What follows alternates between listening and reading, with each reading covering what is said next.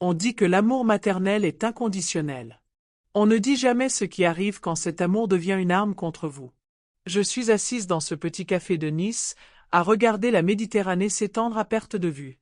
L'ironie ne m'échappe pas, je suis censée être morte, et pourtant je ne me suis jamais sentie aussi vivante. Mais commençons par le début, car cette histoire mérite d'être racontée. Je m'appelle Marie. J'ai 68 ans, selon mon fils, je suis morte il y a 6 mois. Mais nous y reviendrons. Le 15 mars. Je me souviens de la date car c'était le lendemain de ma séance de chimiothérapie. Mes mains tremblaient encore à cause du traitement, et j'étais allongée dans mon lit, les yeux rivés au plafond, quand le téléphone a sonné. Maman? La voix de Thomas. Mon unique enfant. Mon cœur. Oui, mon chéri. Il faut qu'on parle. Il y avait quelque chose dans sa voix. Quelque chose de froid. Quelque chose qui me serra l'estomac, sans rapport avec le cancer qui me rongeait les entrailles. Bien sûr. Qu'est-ce que c'est? Silence. Puis la voix de sa fiancée en arrière-plan. Aiguë. Insistante. Dis-lui maintenant, Thomas. Dis-lui juste. Me dire quoi? Maman, à propos du mariage. Mon cœur s'emballa. Enfin. Nous allions parler du mariage. Son mariage avec Céline, cette femme qui avait déferlé dans sa vie 2 ans plus tôt comme un ouragan impeccable. J'attendais cette conversation, espérant qu'il m'inclurait dans les préparatifs. Espérant que j'aurais un rôle au-delà de « simplement exister ». Oui. Tu ne peux pas venir. Ces mots me frappèrent comme un coup de poing. Le téléphone glissa dans ma faible prise, et je dus le presser plus fort contre mon oreille. Qu'est-ce que tu veux dire? Le mariage. Tu ne peux pas venir au mariage. Mais Thomas, je suis ta mère. Maman, regarde-toi. Regarde-toi vraiment. Je l'ai fait. Je me regardais dans le miroir en face de mon lit. Pâle. Maigre. La perruque que je portais pour cacher ma calvitie était de travers. Mon visage était émacié, mes yeux enfoncés. Mais j'étais toujours sa mère. Tu es malade, continua-t-il. Tu as l'air, tu ressembles à la mort. La famille de Céline arrive de Paris. Son père est diplomate. C'est une cérémonie élégante, et tu gâcherais l'esthétique. L'esthétique. Mon fils m'excluait de son mariage parce que je gâcherais l'esthétique. Thomas, je pourrais me maquiller. Je pourrais. Non, maman. La décision est prise. On dînera après la lune de miel. Peut-être. Céline a quelque chose à te dire. Le téléphone changea de main. Sa voix, douce comme du miel empoisonné. Marie, j'espère que tu comprends. Ce n'est pas personnel. C'est juste, eh bien, tu sais à quoi tu ressembles. Et ta toux. Et ta façon de trembler. Ce n'est pas l'image que nous voulons pour ce jour spécial. Tu comprends, non? Je compris. J'ai compris que mon fils, le garçon que j'avais élevé seul après la mort de son père, le garçon pour qui j'avais tout sacrifié, préférait l'esthétique de sa fiancée au cœur de sa mère mourante. Bien sûr, me suis-je entendu dire. Je comprends parfaitement. Et c'est ce que j'ai compris. J'ai tout compris. Après avoir raccroché, je suis restée assise dans ce silence pendant 3 heures. Assise là, le téléphone entre les mains, sentant quelque chose de fondamental changer en moi. Vous savez, ce moment où l'on réalise qu'on a retenu sa respiration pendant des mois, voire des années? Quand on expire enfin et que l'air a un goût différent. C'est ce qui m'est arrivé dans ce silence. J'ai retenu ma respiration pour Thomas toute ma vie. Je l'ai élevé seul depuis l'âge de 6 ans, lorsque son père est mort dans un accident de voiture. J'ai cumulé 2 emplois pour payer ses études. Je me suis privé de vêtements neufs, de vacances, de compagnie, car chaque euro était investi dans son avenir. Lorsqu'il a voulu faire des études d'ingénieur, j'ai vendu les bijoux de ma mère pour payer ses livres. Lorsqu'il a voulu déménager à Paris pour sa carrière, je l'ai aidé à verser la caution de son appartement. Lorsqu'il a ramené Céline à la maison pour la première fois, je l'ai accueilli à bras ouverts, même si quelque chose dans son regard me faisait penser à de la glace. J'avais été une mère parfaite, dévouée, sacrificielle, muette sur mes propres besoins. Et maintenant, alors que j'étais en train de mourir, il me disait que j'étais trop laide pour être témoin de sa joie. Ce soir-là, j'ai pris une décision. Pas par colère, la colère est trop brûlante, trop visible. C'était quelque chose de plus froid. Quelque chose qui s'est installé dans mes os comme l'hiver. J'ai décroché le téléphone et appelé ma plus vieille amie, Marie-Claire. Elle avait été mon avocate pendant 30 ans, mais surtout, elle avait été mon témoin. Elle savait tout. Marie-Claire? C'est Marie. Je dois modifier mon testament. Voici ce que Thomas n'a jamais su. Voici ce que Céline n'a jamais soupçonné dans tous ses calculs de chercheuse d'or. J'étais riche. Pas seulement à l'aise. Riche. Pendant 40 ans, depuis la mort de son père, j'avais bâti une fortune. Discrètement. Méthodiquement. Comme une araignée qui tisse sa toile dans un coin où personne ne regarde. J'ai acheté des propriétés quand elles étaient bon marché. J'ai investi dans des petites entreprises. J'ai économisé chaque euro que j'ai pu, en vivant simplement, en m'habillant modestement, sans jamais laisser paraître que je possédais la moitié des immeubles de notre arrondissement. Au moment de cet appel téléphonique, je valais 2,3 millions d'euros. Thomas savait que je vivais dans le même petit appartement, que je portais les mêmes vieux vêtements, que je faisais mes courses dans les mêmes magasins discount.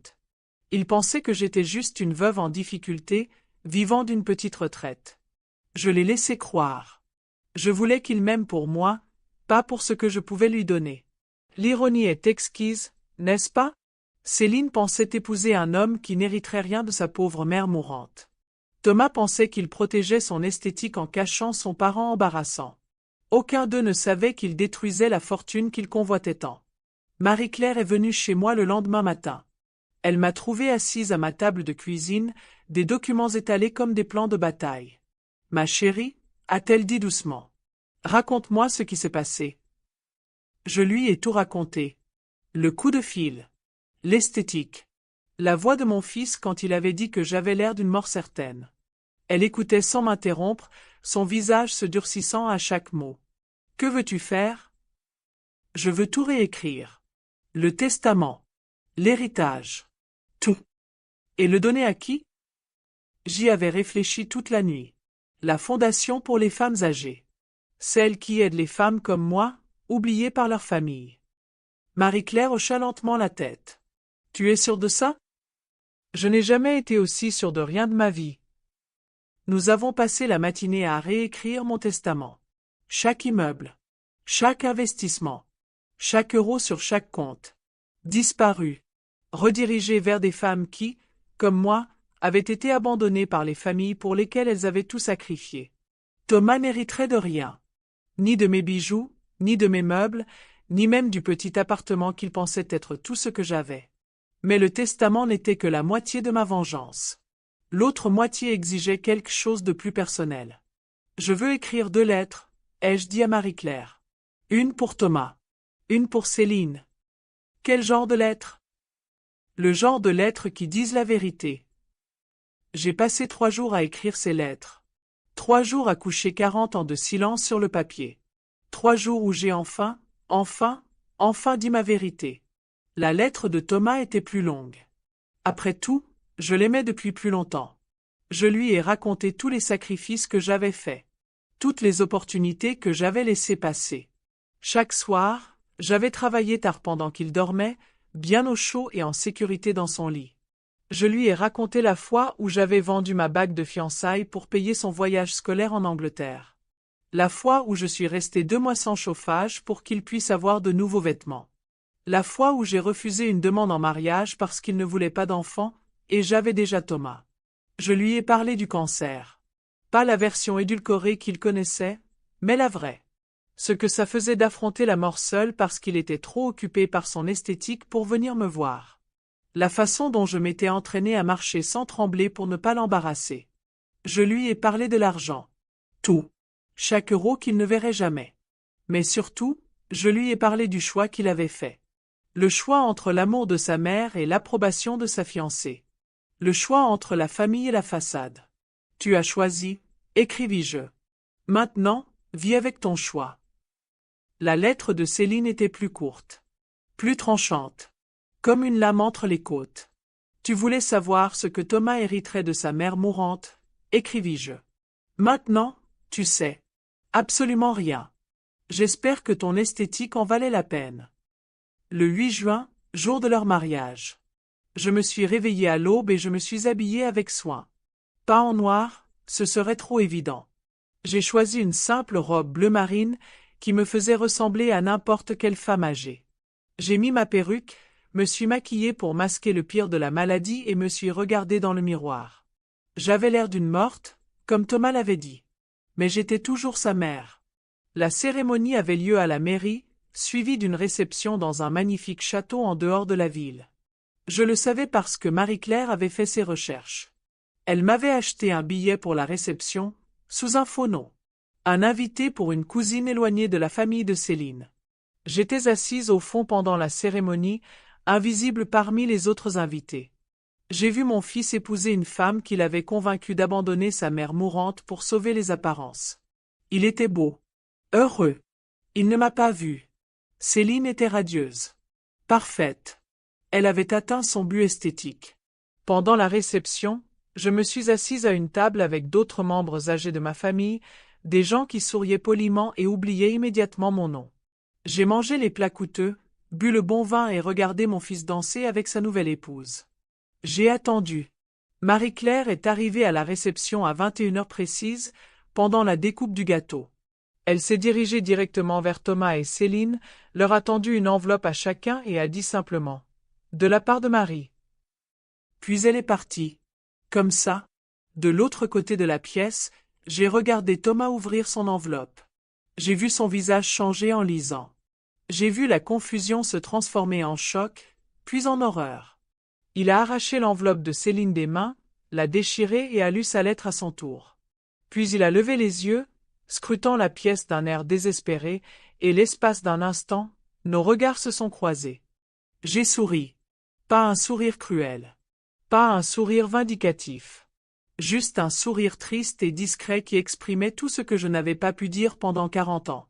Puis je me suis levée, j'ai marché jusqu'à la porte et j'ai quitté le mariage de mon fils pour toujours. Marie-Claire m'a raconté plus tard ce qui s'était passé après mon départ. Thomas avait essayé de m'appeler immédiatement, mais j'avais déjà raccroché. Il est venu en voiture jusqu'à mon appartement, mais je n'étais pas là. Il a appelé les hôpitaux, la police, quiconque aurait pu savoir où j'étais. Céline, quant à elle, avait fait quelques calculs rapides. Elle avait épousé un homme qui, pensait-elle, hériterait de millions. Au lieu de cela, elle avait épousé un homme dont la mère venait de les humilier publiquement tous les deux et les avait laissés sans rien. Le mariage a duré 6 semaines. Elle a demandé le divorce, invoquant une fraude. Elle a affirmé que Thomas avait falsifié sa situation financière. Elle a affirmé avoir été piégée en se mariant avec un homme d'un rang inférieur à celui de son rang. Thomas a bien sûr tenté de contester le testament. Mais Marie-Claire avait été minutieuse. Le testament était à toute épreuve. Les lettres avaient été signées par des témoins. L'argent avait disparu. Il a engagé des détectives privés pour me retrouver. Ils n'ont pas réussi. Marie-Claire avait été très minutieuse à ce sujet aussi. Pendant que Thomas lisait ma lettre, j'étais déjà dans un train pour Nice. Pendant qu'il appelait les hôpitaux, je m'enregistrais dans un petit hôtel avec vue sur la Méditerranée. J'avais planifié cela depuis des mois. La nouvelle identité, les soins médicaux, le transfert de fonds sur des comptes qu'il ne retrouverait jamais. Marie-Claire avait tout arrangé. Voyez-vous, il y avait un secret de plus. Une chose de plus que Thomas n'a jamais su. Je n'étais pas en train de mourir. Oh, si. Le cancer était réel. La chimiothérapie était réelle. La faiblesse, l'apparence, mon apparence de mort, tout était réel. Mais 3 semaines après ce coup de fil, les médecins m'ont annoncé une chose merveilleuse. Le traitement fonctionnait. Le cancer était en rémission. J'allais vivre. Je n'en ai jamais parlé à Thomas. Je n'en ai parlé à personne, sauf à Marie-Claire. Au moment de son mariage, je commençais déjà à reprendre des forces. La perruque cachait mes cheveux qui poussaient. Le maquillage masquait mon teint renaissant. Je ressemblais à la mort parce que je voulais ressembler à la mort. Je voulais qu'il vive avec l'image de sa mère mourante, qu'il avait rejetée pour des raisons esthétiques. J'habite à Nice depuis 8 mois. Je loue un petit appartement près de la mer. Je me promène sur la plage tous les matins. Je me suis lié d'amitié avec les autres femmes âgées de mon immeuble. Nous jouons aux cartes le mardi soir. Je ne suis pas riche ici. Je vis avec une petite retraite, juste assez pour être à l'aise. Le reste de mon argent continue de fonctionner grâce à la fondation qui aide les femmes oubliées par leur famille. Parfois, je m'interroge sur Thomas. Marie-Claire m'envoie des nouvelles de temps en temps. Il a des difficultés financières. Le divorce a coûté cher. Il a dû vendre son appartement parisien et retourner dans notre ancien quartier. Il travaille comme ingénieur ordinaire maintenant et non comme consultant de haut vol. Il paraît plus vieux, plus triste. Il s'est laissé pousser la barbe pour cacher la façon dont son visage s'est éclairci. Il me cherche toujours. Marie-Claire dit qu'il n'a jamais cessé de chercher. Mais je ne me cache plus de lui. Je suis juste partie. Chaque mois, je reçois un rapport de la fondation. Elle est florissante. L'argent que j'ai laissé a servi à créer un foyer pour femmes âgées abandonnées par leur famille. Il offre des soins médicaux, de la compagnie, surtout, de la dignité. 12 femmes y vivent désormais. Des femmes dont les enfants ont décidé qu'elles étaient trop chères, trop gênantes, trop incommodes à garder. Elles ont de belles chambres. On y mange bien. On y fait des activités. On y respecte. Elles ont ce que je leur ai acheté avec l'héritage de mon fils. L'une d'elles s'appelle Sylvie. Elle a 74 ans et sa fille l'a placée dans un établissement public car elle ne pouvait pas assumer cette responsabilité. La fille de Sylvie conduit une Mercedes et part en vacances dans les Caraïbes. Une autre s'appelle Claire. Son fils lui a volé sa pension et l'a laissée sans abri. Elle a 69 ans et est atteinte de la maladie d'Alzheimer, mais elle se souvient encore du visage de son fils lorsqu'il lui a pris ses cartes bancaires. Ces femmes comprennent. Elles savent ce que signifie tout donner et ne rien recevoir. Elles savent ce que signifie être rejetées par les gens que vous avez créés. Elles sont mon véritable héritage maintenant. Pas Thomas, avec son esthétique et ses choix. Ces femmes, qui méritent mieux que ce que leurs familles leur ont donné. Marie-Claire me fait suivre parfois les lettres de Thomas. Je ne les lis plus, mais je les garde. Des centaines maintenant. Des supplications. Des excuses. Des marchandages. Les premières étaient en colère. Des menaces de poursuite, de dénonciation, de me forcer à l'y faire face. Puis elles sont devenues désespérées. Des promesses de changer, d'être meilleures, de réparer les choses. Maintenant, elles sont juste tristes. Des confessions décousues sur la façon dont il réalise ce qu'il a perdu, comment il comprend ce qu'il a choisi, comment il ferait n'importe quoi pour le reprendre. Mais comprendre n'est pas la même chose que mériter le pardon. Et le reprendre n'est pas la même chose que de ne jamais l'avoir fait en premier lieu. J'ai l'air différent maintenant. Mes cheveux ont repoussé, argentés et doux. Mon visage s'est étoffé. Mes yeux sont plus brillants. Je ne ressemble plus à la mort. Je ressemble à une femme qui a enfin arrêté de retenir son souffle. Parfois, quand je marche sur la plage, je pense à la mère que j'étais. La femme qui a tout sacrifié et a appelé ça de l'amour. La femme qui s'est fait petite pour que son fils puisse devenir grand. Cette femme n'est plus. Elle est morte le 15 mars, lors d'un appel téléphonique à propos d'esthétique. Je suis quelqu'un d'autre maintenant. Quelqu'un qui comprend que l'amour sans respect n'est qu'une autre forme d'esclavage. Quelqu'un qui sait que le sacrifice sans reconnaissance n'est qu'une autre forme de suicide. Je suis quelqu'un qui s'est choisi, enfin, à 68 ans. Ce qui me ramène à ce café de Nice, où j'écris cette histoire. Où je dis enfin la vérité sur ce qui s'est passé quand mon fils m'a traité de moche à son mariage. J'ai souri. J'ai souri parce que je savais quelque chose qu'il ignorait. Je savais qu'en choisissant son esthétique plutôt que sa mère, il avait choisi de perdre tout ce qui comptait vraiment. Je savais qu'en me rejetant parce que je ressemblais à la mort, il avait tué la seule personne qu'il avait jamais aimée inconditionnellement. Je savais qu'en essayant de cacher sa mère embarrassante, il était devenu la chose la plus embarrassante de toutes, un homme qui abandonne sa famille au moment où elle a le plus besoin de lui. J'ai souri, car je savais que j'étais sur le point de me libérer. Thomas n'héritera jamais de mon argent. Mais il a hérité d'autre chose. Quelque chose que je ne pouvais pas lui enlever, peu importe le nombre de testaments que j'ai réécrits. Il a hérité de la connaissance de ce qu'il avait choisi. Il a hérité du souvenir du visage de sa mère lorsqu'il lui a dit qu'elle était trop laide pour son mariage. Il a hérité de la compréhension que l'amour, une fois brisé, ne guérit pas toujours. Il a hérité des conséquences de son esthétique. Et peut-être, avec beaucoup de chance, il héritera aussi de la sagesse d'être meilleur que l'homme qui a fait ce choix. Mais ce n'est plus ma responsabilité. Je lui ai donné 40 ans de ma vie, et il m'a donné un coup de fil qui a tout changé. Maintenant, nous sommes quittes. Parfois, j'écris des lettres à Thomas que je n'enverrai jamais. Des lettres qui disent des choses comme « Je te pardonne, mais je n'ai plus besoin de toi. Je comprends pourquoi tu l'as choisi, mais je ne comprends pas pourquoi tu l'as choisi plutôt que moi. J'espère que tu es heureux, mais je n'ai pas besoin de savoir si tu le es. » Ces lettres vont dans une boîte sous mon lit. Peut-être qu'un jour je les brûlerai. Peut-être qu'un jour je les enverrai. Peut-être qu'un jour elles ne viendront pas du tout. Peu importe. L'important, c'est que j'écrive enfin ma propre histoire au lieu de vivre dans celle de quelqu'un d'autre. Mardi dernier, pendant notre partie de cartes, Sylvie m'a interrogé sur ma famille. « As-tu des enfants, Marie ?»« J'ai eu un fils, ai-je répondu. Mais il est mort. » Ce n'était pas un mensonge. Le fils que j'ai élevé, le fils que j'ai aimé, le fils pour qui j'ai tout sacrifié, il est mort le 15 mars, lors d'un appel téléphonique à propos d'esthétique. L'homme qui lui ressemble, qui porte son nom, qui m'envoie des lettres, c'est un inconnu. Claire hocha la tête d'un air entendu. Le mien est mort aussi. Il est toujours là, mais il est mort pour moi.